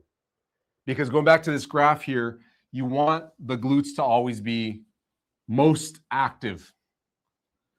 So when you're doing the bridge, what you would need to do is focus in on making sure that your glutes are the main muscle getting tired, and you might need to reduce the intensity at which you do the bridge. You might need to not do as many reps. So what you're doing here, let's say this is the glutes. You do your first set, you get kind of warmed up. Hamstrings might activate that much. You do your next set, glutes get a little bit more. They get into 4 or 5 zone. Hamstrings might come with it. But you always want to have the glutes outdo the hamstrings. You'll feel the hamstrings work, but you should feel the glutes work more. What you ideally want to get to, sorry, I was drawing the hamstrings. I'll draw them a little higher. Glutes then come up here. And then by set 4, glutes are starting to push that zone where you're like, whew, I feel my glutes working. But hamstrings should stay always a little bit below the glutes. By set 5 or 6, your glutes should be going well in this zone where you know you're strengthening now. And ideally, hamstrings should be just below, or even less wouldn't be a bad thing if you can. But for most people, I think this is the regular experience, is your glutes are working a little harder than everything else, but you feel other muscles working too. Now, where you run into a problem is if your glutes worked pretty hard, but now your hamstrings get more tired. You see the discrepancy there? Now the hamstrings are in blue. They're passing your glutes in activity and fatigue and burn. So you need to stop at that point or really think hard. See if you can get your glutes to work harder. But if you can't, despite you focusing on your glutes working, then you've reached the tolerance of what your glutes are going to do in that exercise at this time. That's your current ability. And so what you need to do is rest, wait a few hours, maybe wait a day, come back to the exercise and see if you can get those glutes to last longer and get most fatigued so that you can have certainty that you're getting them stronger. Good question, Robert. Mindy says, do you tighten your abdomen at the same time? That would be a win-win. Yes, Mindy, I do. I didn't mention it, but it is something that I do. So if I can just show you real quick, Mindy, because it is helpful. When I push my abs forward, when I push my glutes and hips forward, I am also sucking in my abs because they work together. On the skeleton, what you'll see here is if the skeleton were to be pushing their hips forward, when the glutes tighten on the back right here, it pulls the upper rim of these bones down a bit because the butt tucks under the spine. To do that same motion, to tip the back rim on the upper part down, this pelvis part in the front right here where the abs attach needs to come up and forward. And so that means your lower abs have to kick in with your glutes. So we teach that in the program. We talk about it for sure. I was just, for the purpose of this video, we're talking about glutes. I was mentioning just glutes, but when I tighten my glutes forward, I should feel my lower abs here tighten up as well. Good question, Mindy. Spot on. I think you've been snooping around our programs. That's good. It is a win-win. Breathing Space says, what's the magic trick to do a pelvic tilt or a low bridge without engaging the hip flexor, groin, and adductors? When I go max on glutes, other muscles fire up a bit. I think you answered your own question here. You're going max on glutes, and so that's when other muscles are going to fire. That happens. That's called a co-contraction. When you fire any muscle intensely enough, other muscles also fire. That's why it's called a co-contraction. So what you want to do, the magic trick here, is don't fire 100%. Fire at 80%. 90%, 70%. Find the percentage at which you can fire the muscles without other muscles working. And just be okay with backing off. You don't have to work that hard because you're working against yourself by co-contracting. So just fire at a lower intensity here, and you should be able to get your glutes to work without hip flexors and everything else working too. Carol Smith says, I have a torn meniscus on my right knee, met with the surgeon. He does not suggest that I have surgery, but says that it cannot heal on its own because no blood supply. I am just starting my 3rd week of PT. He's had me do nothing with the glutes. Thoughts. I'm so sorry. Oh, this is frustrating, Carol. I hear stories like this all the time. Just PTs don't do much with the glutes. And I think they probably intend to. They're hoping you do. They probably gave you an exercise or two that was glute related, but they never slowed down to tell you, are you activating the glutes? Let's make sure you're doing that. That's what has to happen. So please start with that. Now, as far as the blood supply and the meniscus not healing, we don't know with certainty that the meniscus heals or not. All we know is that you can feel better. You can feel better in your knee. In other words, you can have no knee pain and get back to being active, get back to being very active, even though you had a torn meniscus. It's possible that you'll always have a torn meniscus on your MRI, but that doesn't mean that you should have surgery, and it doesn't mean that you can't get back to being active. And you should be able to all the time. I wouldn't worry about the blood supply thing because the meniscus, I'll show you what the meniscus is for those of you guys who don't know. So here's a knee. There's a kneecap right there. And this bluish, grayish thing right here in the middle, that is the meniscus. It's a chunk of cartilage. You have 2 on each side that are kind of cup-shaped, and they help to cushion the thigh bone on the shin bone, and they have some flexibility. They can move around. And if you have too much compression through the joint because of this muscle imbalance, weak glutes, overdominant quads, it smashes the thigh bone and the shin bone together because of the way that the muscles attach. And so it starts to tear the meniscus. The meniscus is cartilage. So because it's cartilage, this is my belief now, because it's cartilage, it is alive. Therefore, it can heal. It can scar down, which is good because then it can be functional meniscus again. It can be meniscus tissue that works for you. That's why you can get back to feeling fine again, no pain, being active. But what has to happen is you have to depressurize the joint because the meniscus is designed to take pressure, but if it's injured currently, you have to depressurize it, usually by getting on some crutches for a bit and then fixing the muscle imbalance, and then you should be able to get back to being active. But it can heal, and the reason why that I think it can heal is because the outside part, let me zoom in for you here. So there's move this over. There's the meniscus right there. And the outer edge right here is where the blood supply is said to be. And then the inner part that's deep within the knee, it's thinner. And so they say that there's less blood supply there. However, there is a lot of fluid inside the knee joint called synovial fluid, joint fluid. And that fluid can provide nutrition to the entire meniscus, including the inner part that supposedly has a very poor blood supply. Therefore, if you can depressurize the knee, get the fluid to circulate, you should theoretically be able to heal the tear. Now, whether the tear closes up and you no longer have a tear, or it remains torn, but it's not irritated where it's torn, what does it matter if you're back to being active again? There's research, just so that you're aware, Carol, that shows that if you get a meniscectomy, where you get a chunk of the meniscus torn out or cut out because there's a tear, that you're more likely to get knee arthritis. There's also research that where they took 2 groups of people, both had meniscus tears. They did surgery on one where they did the meniscectomy, they cut out that chunk of meniscus. And on the other one, they did surgery, like they put them under anesthesia, they made the incisions, but they left the meniscus alone. Guess what happened to both groups after surgery? They didn't tell them which surgery they had. Both got better about the same amount.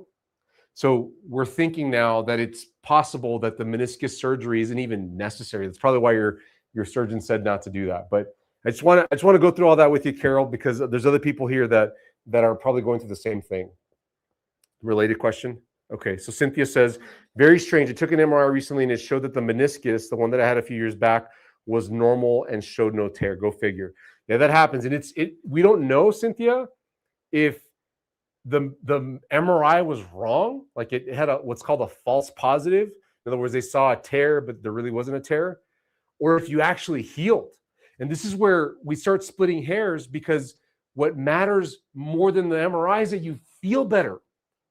If you don't feel any pain, you're not swelling, you don't have any indication as you're being active and doing things that you're getting any worse, you're feeling fine, then you're healed and you're okay. It goes back to fixing the muscle imbalance and making sure that you allow that cartilage to heal, depressurize it, offload, all that stuff. And just so that you know, we have a program called the Knee Meniscus Recovery Program. It's on our website. If you are interested in trying it out, go check it out. You can find it in our programs tab at the top of our website here. Okay, we got some related questions here. Getting some good questions today. Mina says, could you please share some tips on activating lower abdomen? Will bracing lower abs help in activating them? Please, guide. Thank you. Also, please make a video of your own chondromalacia journey.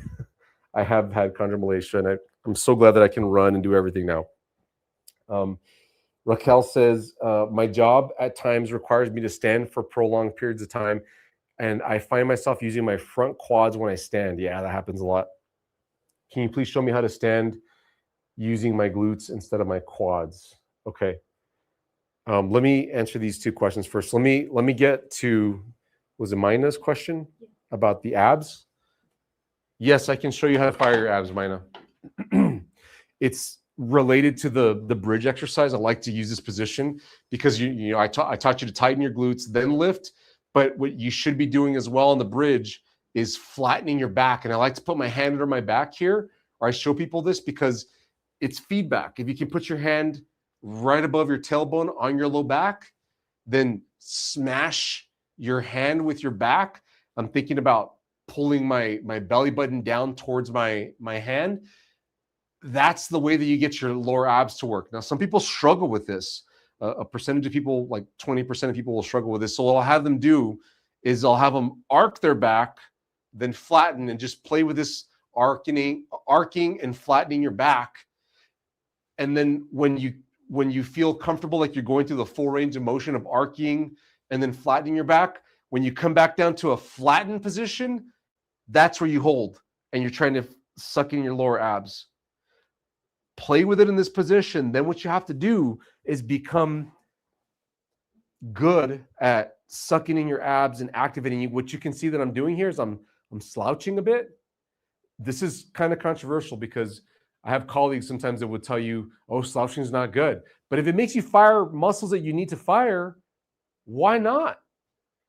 So I tell people all the time, it's okay if you slouch. You don't have any neck problems or shoulder problems that we need to worry about. Hopefully in your case, that's the situation. But if you slouch a bit, you can usually get your abs to work because it's the same maneuver that you're doing when you're here. You're tucking in your abs and doing that posterior pelvic tilt. You're doing it in sitting here.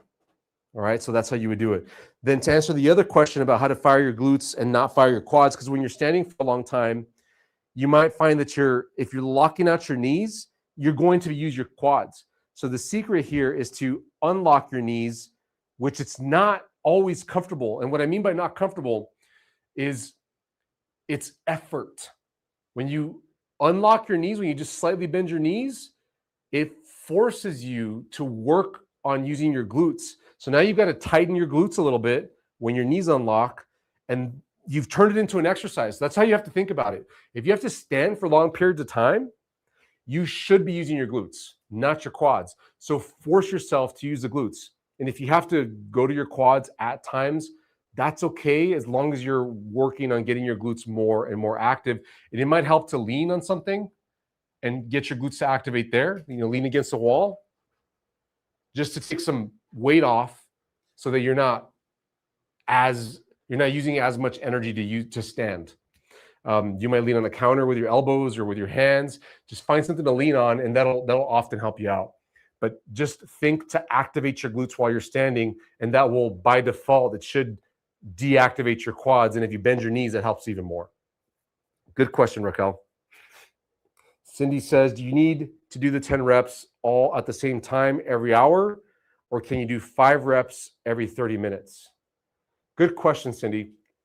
So going back to this chart, let's say you're doing 1 set every hour. So it would be 10 reps hour 1, 10 reps hour 2. Let's say you woke up at 8.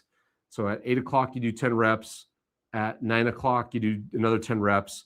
If you find that it hurts you at rep 7 or 8, then just do 6 reps.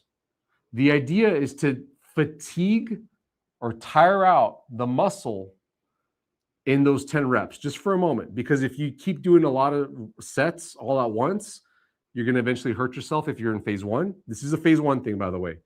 So only do 10 reps if that's all you can tolerate, and then wait a little bit and do another 10 reps. I have people that will do 10 reps every 15 minutes, every 30 minutes.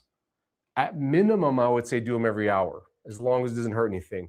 But if you're at that level where you're like, I'm getting obsessed, I'm making my glutes work, I'm going to figure this out because I don't want to have a knee replacement, I want to keep my knee, then I would be fine. I wouldn't be disappointed if you came back to me and said, I'm doing them every 15 minutes, every 5 minutes. I do a few reps every 5 minutes.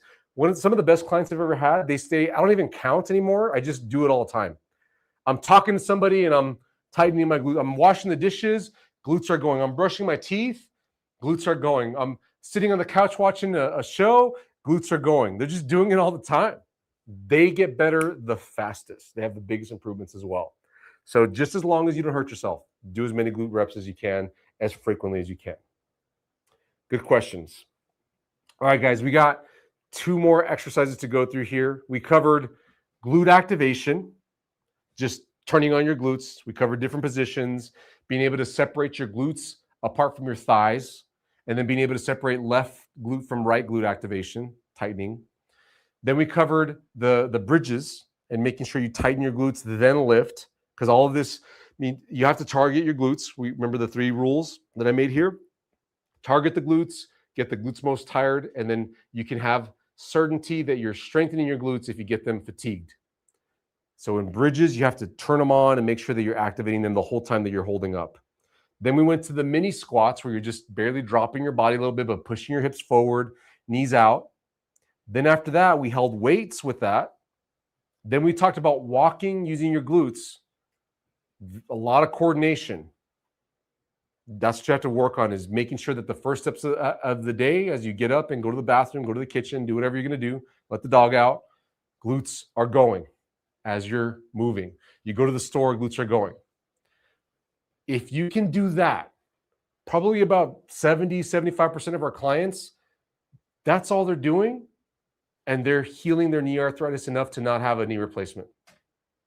Next level, if you're a particularly active individual, you like to go to the gym, you like to go hiking, then what we need to do are squat reps. We need to do repetitions of squats. So here's what it looks like. It's just the next level up from doing the squat holds. So feet about hip width apart, activating my glutes. I'm going to position my knees out. Oh, I didn't cover that. So just to take a little quick detour, just a glute activation test. So I am activating my glutes here. My feet are a little bit out, but if I turn my feet in all the way, you can try this at home. Try to activate your glutes here, and they just don't activate as good. Turn your feet out, glutes activate a lot better. And the reason for that is because when your feet are in like this, let me show you on the skeleton. Glutes are back here. They attach from the rim of this bone and the tailbone, and they come down to the outer part of the thigh bone up here. But if you turn your foot inwards, that lengthens the distance from the attachments and makes it harder for the muscle to contract. But if you turn your feet outwards a little bit, it shortens, it pre-shortens the glutes, which makes it want to work better. That's why on these squats and when you're walking, I prefer people to have their toes out a little bit. And there isn't a magic amount. It's whatever feels comfortable for you to get your glutes to fire. Everybody's bodies are shaped a little bit differently. Some people are more toed out, some people are more toed in. But generally speaking, if you move your toes out a little bit more than you probably have been keeping them, you'll find that your glutes activate better. All right, so going back to the squat reps. So I'm keeping my feet out so that my glutes activate better. Then, instead of just coming down and holding, you're going to do some reps. And you don't have to go deep. If you just come down, knees out, hips forward, you're activating your glutes here at the bottom position. And then when you come up, you should be thinking about tightening your glutes and pushing your hips forward. So when you come down, keep your hips forward, knees out. When you come up, tighten those glutes. Doing reps like this requires you to have that quick, conscious activation of your glutes so that when you come down for that brief moment, you feel the glutes working because your knees are out, hips are forward. And then when you come up and tighten, glutes tighten as well.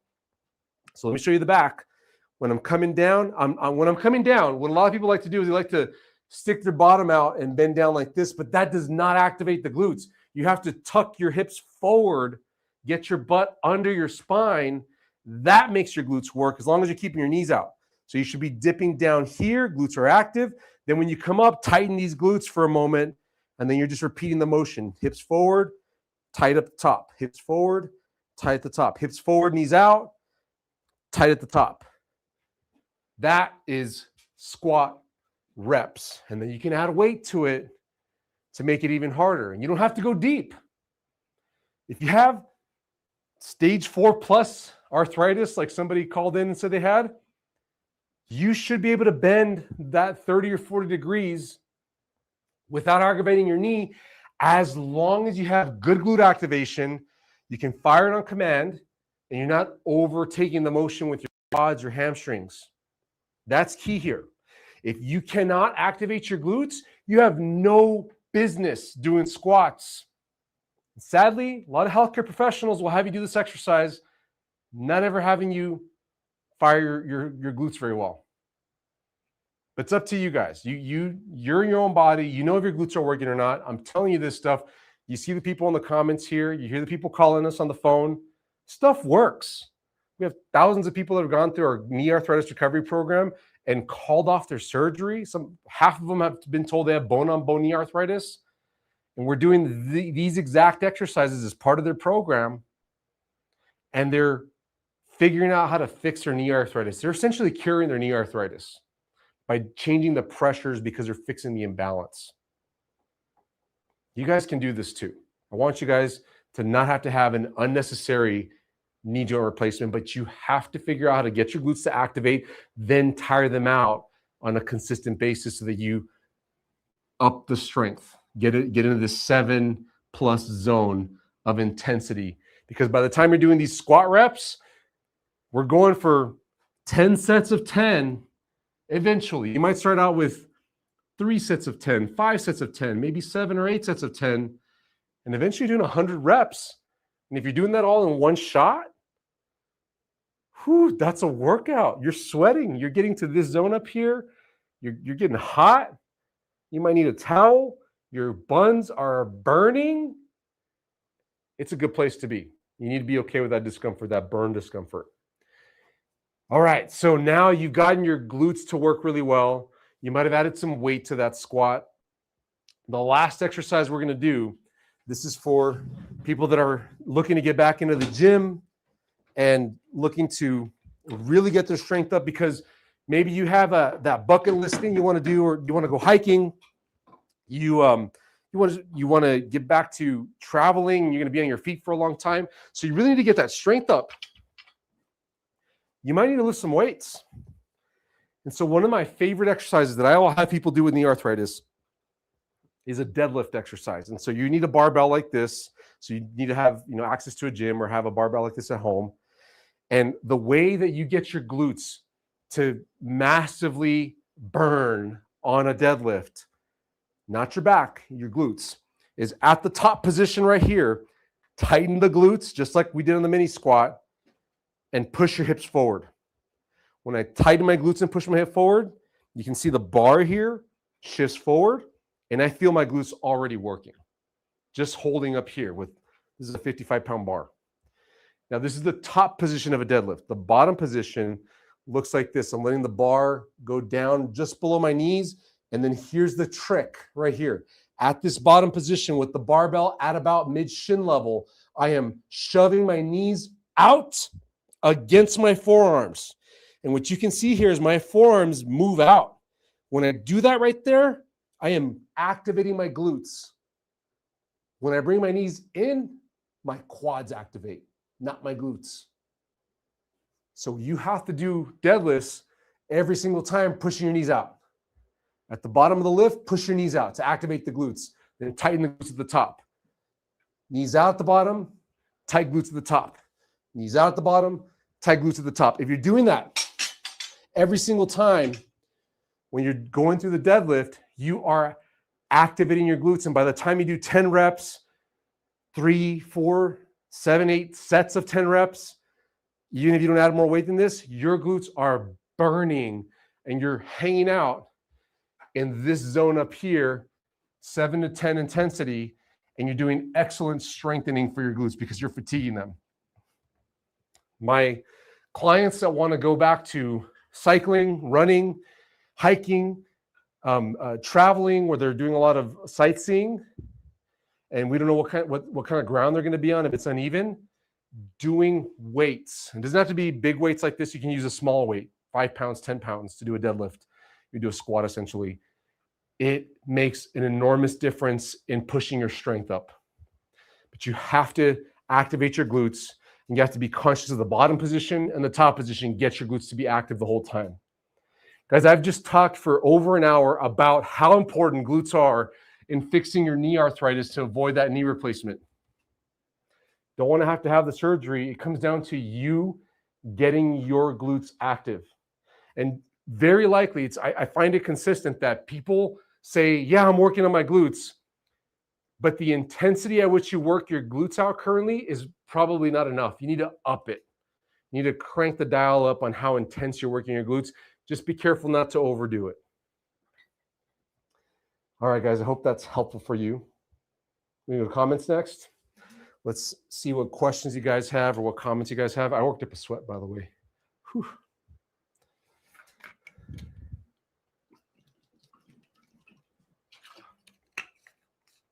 All right, Cindy says, I have been doing them during the show. My buns are burning. Awesome, Cindy. Congratulations to you. That's what you need now, every hour. Or if you're consistently firing your glutes, then you can eventually go into doing it a few times a day or eventually just once a day. Julie Parker says, I always thought if I am not getting all the way down to sitting level, I am doing it wrong. I don't have to. Yes, it's so true. You don't have to do a full depth squat like everybody does in the gym. You just have to come down a little bit because the goal isn't that your squat looks like everybody else's. It's that you burn the glute muscles. If you're accomplishing that with a little tiny dip, you won. High five. You're on your way to fixing knee arthritis because you're getting stronger glutes. Just get the muscle to burn. Doesn't matter if you drop your bottom at the level of your knees. Good win, Julie. My physio told me that pointing my toes out was the wrong way. He told me to keep my feet straight.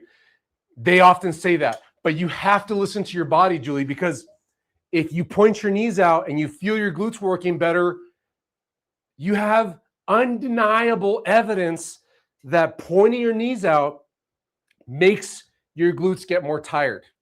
And if you point your knees straight and you feel your glutes less, it just makes sense that you're not working your glutes out. You're losing efficiency for your glutes every single rep you take after that.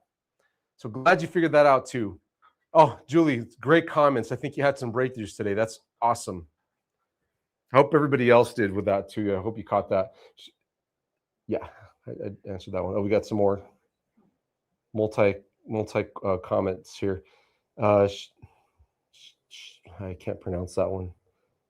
I'll just say she. It's been 3 years this year since I was running and I fell over on my knee and had a tibial plateau fracture with fixation and metal work and bone graft. Oh, I'm so sorry. I'm 35 and it's ruined my life. Now I have Arthritis. I am so sorry about that. That's terrible. Oof. My knee keeps giving way when I walk. Yeah. How do I help this? Oof. And I'm constantly on painkillers. The pain is bad. I'm so sorry about that. So, number one thing is if you had a tibial plateau fracture, just to bring everybody up to speed on this, this is the tibia, the shin bone, this bigger one. You have this little one that's called the fibula. If you had a tibial plateau fracture, that means that there was a break somewhere on the top end of this bone. They call that the tibial plateau. And because that's the bottom half of the knee joint, it can create a structural change within the knee joint and affect the way the joint moves. However, this is what I have for you, that my commenter, Ms. Shi. You need to work with what you've got. So hopefully you can avoid a knee replacement. This is a situation where you're a little bit more likely to need a knee replacement later on. But if you can correct mechanics right now by fixing the muscle imbalance, getting your glutes to work, that takes pressure off your knee joint, then you have a shot at potentially getting better. Because if you're very quad dominant, thigh muscle dominant, you're over pressurizing your knee. And the thing is, you just have smaller margin for error in adding too much pressure in your knee because of the injury that you had. This happens all the time. We see people with tibial plateau fractures here in our clinic, and they're in our programs, and you can change the pressures in your knee and probably get out of the situation. The thing is, what I see a lot of people go through, and this might be you, it might not, but they're telling that you might be telling yourself this story of, I'm screwed. My knee joint was broken, and I had to have all this metal put in this surgery, and I'm never going to be the same the rest of my life. If that's the story you're telling yourself in your head, then it usually makes it very difficult to move out from there. But if instead you change the story to, I have potential to improve. I have weakness in certain muscles, and I know if I can get those stronger, I can get the most out of my knee in its current position, in its current situation. That's the life I'd rather you live right now, so that you can get the most out of your knee and hopefully avoid a surgery altogether, or at least have better quality of life right now. So go get stronger glutes. You might need to look at your foot strength. You might need to look at your abdominal strength. You basically have to overcome the injury that you had with strength, because it's very likely that after you had surgery, you did not strengthen your glutes, your foot muscles. You probably just worked on bending and straightening your knee. They focus on that a lot after the tibial plateau fracture, and that's all you're worried about in the rehab afterwards. And your glutes are probably neglected, and you probably babied it a lot. You were on crutches for a long time. So your glutes probably could get a lot better right now, and your foot muscles, your toe flexors could probably improve a whole lot, and that would likely make your knee situation a lot better right now. So look at it that way, please. I hope you can get better really fast. Caroline Shipsey in the UK says, great session. Thank you, Dr. David. Thank you. You're welcome. Thanks for being here, Caroline. Dr. Liz Lyons says, I have been doing the knee wiggles religiously, but need to up my glute exercises. I plan to stick to it until I conquer this. Let's go, Dr. Lyons. Come on, you got these glute exercises. You're going to get this better. Lovely Jubbly says, how do I know when you overdo it in the glutes? When you have pain. That's basically it. What you have to realize is that if you exercise any muscle long enough, eventually it turns in from exercise into injury. You start to sprain the muscle. So you'll feel pain, you'll feel discomfort. When you're in this zone of intensity up here, if you keep going, if you override your body saying that's too much, then that's when you start to run into injury. So you just have to listen to your body and make sure that you're finding the right zone. And for some people, they're terrible at listening to their body. And unfortunately, what has to happen is they have to get injured to then get that baseline of, okay, when I do that much exercise, that's when it hurts me and I'm out for days afterwards. I hope it doesn't have to get to that, but some people, that's how they learn, the hard way. I'm one of those. Lena says, thanks to you, I am running again. Yes, that's awesome, Lena. So glad that you're back to running. That's huge. I'm so proud of you, Lena. I love your paperclip cat there. That's so cool. Mindy Gross says, the only downside of strengthening my glutes is that my butt is tighter and a little bigger muscle-wise, and my jeans don't fit as well. That is a good problem to have, right? It's always nice when you have to go get clothes because your body is a little more shapely in a good way, right? That's a huge win. That's awesome, Mindy. More importantly, that you feel healthy, not dealing with any bad problems. Julie Parker says, David, do you have people recommending their physios to you for this information? I think what you mean are people recommending my information to their physios. If that's what you're asking, yes, all the time.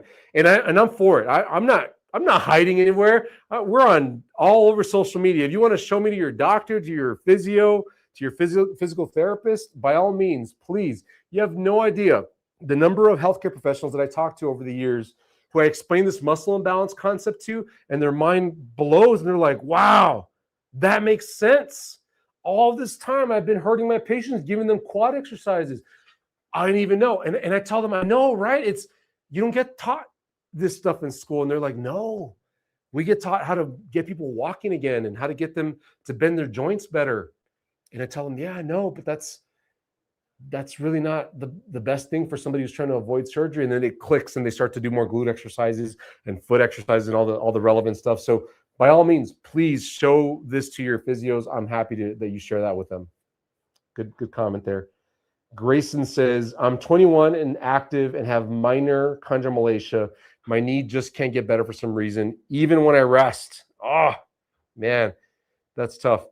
You know what happens oftentimes is those quads, those let me show you on the side camera here. Those quad muscles right here, they can get so stiff and so overactive that they're just constantly putting pressure on that knee joint. So you might need to get a massage gun and just start to free that muscle up. You would be surprised at the wonders this can do. You might need to be doing this every hour, every couple of hours, just to loosen that up. Because when you tenderize the muscle this way, when you get to some tender spots and just hang in there and loosen it up, it starts to release the muscle, and then it takes pressure off your kneecap, and that can help with the chondromalacia. So arthritis benefits from this as well. We talk about this in phase 1 of the knee arthritis recovery program that's on our website for free. It's also talked about in the chondromalacia program. It's called the patella pain program. So I highly recommend you go check that out on our free side, Grayson, for the knee arthritis recovery program. There's a section where I talk about using the massage gun, but it would benefit you for chondromalacia as well. It's very likely you just need to loosen up this muscle, loosen up the kneecap. And if that doesn't do it, you might need to see somebody in person, like a physical therapist who knows what they're doing with hands-on techniques, with manual therapy, so they can free up the knee joint. Because it's possible that if that's your kneecap right there, we might need to move the kneecap in a way that unsticks it. It might be very stuck, and that could unlock some improvements for you. Great. We have time for maybe another question or two. Lourdes says, I don't have those meniscus anymore for both knees. What do I do? This statement, Lourdes, is tough for me to answer because if you're standing, if you're able to stand, if you're able to move decently, I know it might be painful, you have a meniscus in there. But people say this because their doctors tell them things that make them think they don't have a meniscus. So if you had a meniscectomy, in other words, you had a surgery where they cut out a chunk of your meniscus, like right here, on the inside, they'll cut out a little chunk. The doctor will then often say to the patients, I took out your meniscus. But they didn't take out the entire thing. They took out a chunk of it. If they're taking out your entire meniscus, that usually doesn't let your knee bend or move at all. You can't stand or walk. What they're usually doing at that point is having you to get a knee replacement. So if you never had a knee replacement, then you probably have plenty of meniscus tissue. You just had a chunk of it cut out. Understanding that, then it's possible for you to have a healthier meniscus with what you have available if you fix the muscle imbalance. So you just make sure you have the mindset about this correctly. Did the doctor tell you, I took out your meniscus? And what they really meant was, I took out a piece of your meniscus, but you still have 95% of it there. So just make sure you get the wording right so that you can understand, because if you can understand that, then it can begin to make sense to you that you can improve it. But if you are thinking that you have zero meniscus left, then it puts you in a position where you're like, I can't, what am I going to do? I don't have a meniscus. How am I going to function? How am I going to improve this? But it might just be a false understanding or an incorrect understanding of what's actually going on inside your knee because of something the doctor said to you. Just watch out with that, Ludus. All right, Modest, I'll call you Modest, asks or says, so many people say so many different things on the internet. I don't know who to believe. Yeah, you're right. There's so much conflicting advice. And I hate to add to it because I feel like I do. But I think the best thing you can do is try stuff and make sure that you're trying it correctly, because I have people that try my approach or pieces of my approach, and then they say they get worse, but they're overdoing it. You have to apply common sense to this stuff. And my best recommendation is try it. You know, we have people that try other influencers' methods out there, and they're not fully understanding it. You just have to try things out and see for yourself what works best. That's the bottom line. Don't give up. Keep going. All right, guys. Thanks so much for joining me here on this Tuesday. I appreciate y'all joining us to learn and asking questions. I appreciate the calls. I love this part of the week. I hope to see you guys next week real soon. Y'all have a wonderful rest of the week. Bye-bye.